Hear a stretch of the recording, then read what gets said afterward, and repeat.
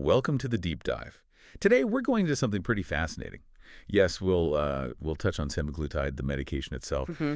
but what's really got us thinking, and what we want to explore with you, is what happens, when that constant physical hum of hunger just quiets down, Right. and suddenly these deeper questions, maybe the ones that really count, they start to bubble up. Yeah, and for this deep dive, we're leaning heavily on some really unique perspectives, mainly from Dan Hollis. We've looked at his book, Slim by Science, had some direct chats. Okay. And what really stands out about Dan is this sort of calm clarity he brings to weight loss. He's not selling anything, he speaks from, well, a lived experience, Yeah. navigating that tricky space between our biology and who we are, our identity. It's a view that really clicks. It really does. That's what jumped out at me from the sources, too. Mm. So our mission really is to unpack this core idea from Dan Hollis.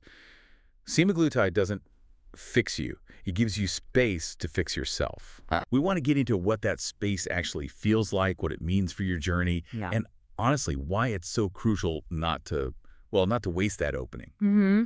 So to really get what Dan means by that opportunity, I think we first need to redefine something we all think we know: hunger. Good starting point. We tend to think of hunger as just, physical. Right. Stomach growling, feeling empty, that kind of thing. Yeah, the basics. But Dan Hollis really pushes back on that simple definition. He shows there's often a lot more going on. Yeah, this is where he makes a really, really crucial distinction. He puts it like this. Emotional hunger sounds like a craving, but it's actually a question. A question. Interesting. Yeah, a need asking to be seen. And his insight is that so often we're actually feeling something else entirely. Maybe we're tired or lonely or just completely overloaded. Right. And we mistake that feeling for hunger. We grab food, but what we're truly searching for might be, I don't know, connection or comfort, or maybe just a bit of quiet clarity. It's about spotting the real need underneath. That idea of emotional hunger being a question, Yeah. it's pretty profound. But I can hear people thinking, okay, how do I tell the difference in the moment? Does Dan give any clues on how to separate physical need from that emotional pull? He does, yeah. He really stresses that these cravings are not just urges to give into. Think of them more as messengers. Messengers. Messengers to be met with, like curiosity, not just impulse.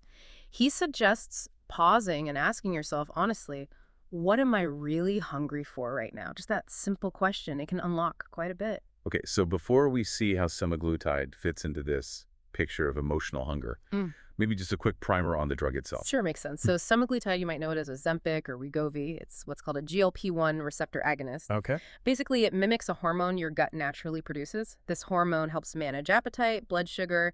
It makes you feel fuller, slows down digestion, and dials back those really insistent cravings. Okay. It was first developed for type 2 diabetes, but, well, the significant weight loss people experienced quickly became the big headline. Right, that's the biological side. But what Dan Hollis focuses on, and what we found so compelling, is that its real power isn't that it's some kind of magic fix. Not at all. He talks about it more like a window, or maybe a biological pause. Yeah, pause button. Exactly. He uses this analogy like a builder talking about good wood. Semaglutide is like the material that makes building possible if you're ready to do the work. Mm-hmm.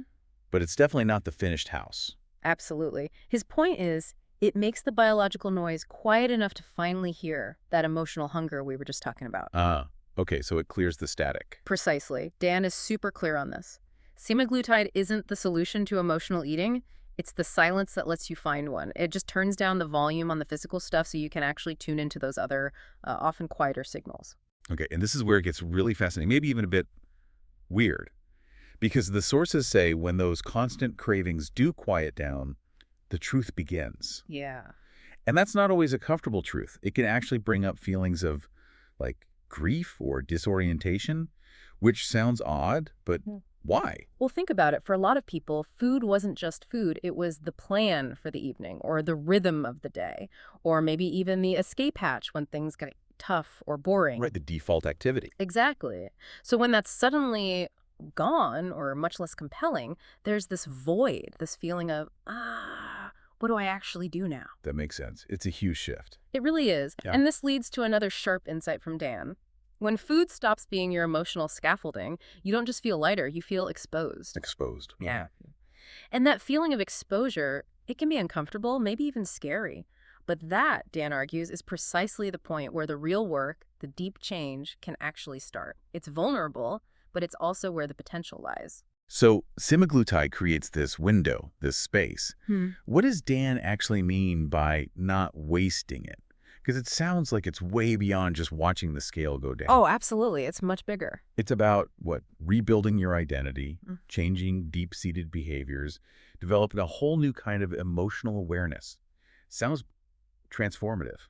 It really is meant to be. And a core concept here, something that ties it all together, is this idea: your body changes faster than your identity. Say more about that. Well, think about it in the bigger picture. Lots of people lose a significant amount of weight, right? But then keeping it off is the real challenge. Have the rebound effect. Exactly. And Dan suggests a big reason why is because they haven't actually rewritten their internal story. Their self-perception hasn't caught up with their physical change. This is why he hammers home: weight loss is biology. Staying there is narrative. If you lose the weight, but still see yourself as someone who's always battling their weight or someone on a diet, those old patterns, that old narrative, is likely to pull you back. So the narrative is like your internal software. That's a great way to put it. Yeah. So you could say that emotional hunger then is often tied to this identity disconnection. Like food is filling a gap that's actually about who you are or what you feel you're missing in life. Precisely. It becomes a stand-in. It reminds me of, mindlessly scrolling social media. You're not really connecting, just filling time, filling a space. Food can do that for our inner lives too. Yeah, that resonates.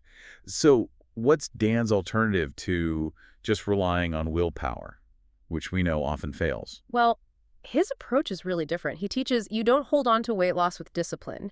You hold on to it with alignment. Alignment. Meaning, the real work isn't just about saying no to the cookie. It's about understanding why you want the cookie in that moment and replacing the underlying story or need that's driving that craving. Yeah. It's about making sure your actions line up with who you truly want to be, your deeper values. And the sources mentioned his model helps people rebuild agency, reframe meaning, and relearn momentum. It sounds like the whole definition of success changes. Totally. It's not just about hitting a goal weight anymore. He says the win condition becomes whether or not someone feels alive enough to stop measuring everything by food. That feels liberating. It's a massive shift, yeah. And this idea of rebuilding identity, it connects directly to something else Dan sees as absolutely non-negotiable: support, community. He has this really powerful observation. Most people don't fail because the medication doesn't work. They fail because they were alone. That really underscores how vital connection is in this whole process. And he talks about scaffolding, but not just like cheerleading posts online, right? He uses this phrase, actual neurobiological replacement structures. That sounds serious. Can you break down the neurobiological part? Sure. So when he says neurobiological replacement structures, he's talking about building new habits, new rituals, new routines that literally help your brain form new pathways. Okay, like rewiring. Exactly. You're consciously replacing the old brain circuits, the ones where, say, feeling stressed automatically leads to reaching for comfort food, with new ones. So what would a new one look like? Well, maybe the new scaffolding is a ritual, like when you feel that stress, you reach out to a supportive friend instead. Or you have a routine of journaling for 5 minutes to process the feeling. You're creating a new, healthier, automatic response in your brain. It's tangible brain change. That makes so much sense. It's not just thinking differently, it's doing differently until the brain adapts. That's precisely it, which is why Dan is so emphatic. Support isn't optional, it's neurobiological scaffolding. It really highlights this idea he calls the human architecture story. We're actively building a new internal structure. So practically speaking, what does this mean for how you live day to day? Dan's guidance seems pretty clear. This whole journey is meant to be about living more, not eating less. It's about making sure that silence you get when the cravings quiet down doesn't just become empty space where old habits can rush back in. Right, you have to fill it proactively. Yeah, you fill it with structure, community, a stronger sense of identity, purpose, finding meaning in your time. You're not just taking away the old coping mechanism, you're actively adding positive new things. It's a really fundamental shift in how we frame this.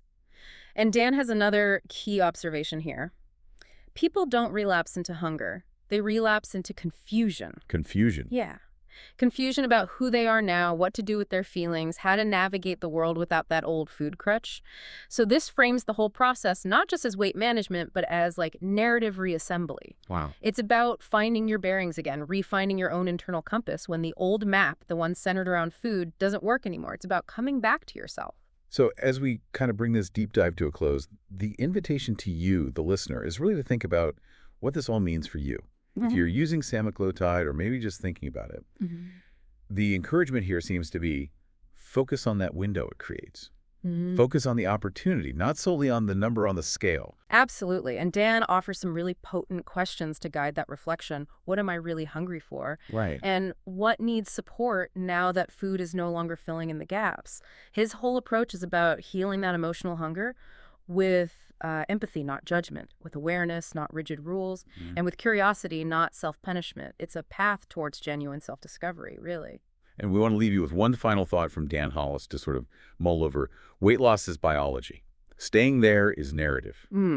So the question becomes, in the space that opens up for you, what story you're choosing to write?